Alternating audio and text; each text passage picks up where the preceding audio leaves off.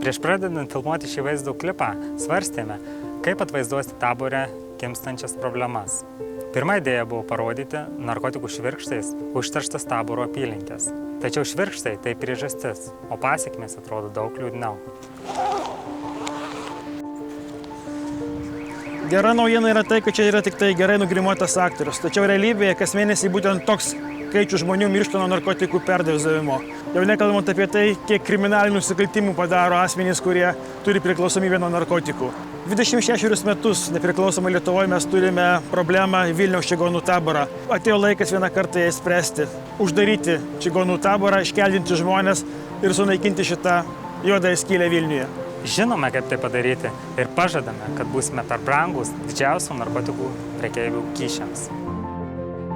Pasirūpinsime Romų šeimomis su vaikais ir užtikrinsime žmogaus teisų apsaugą.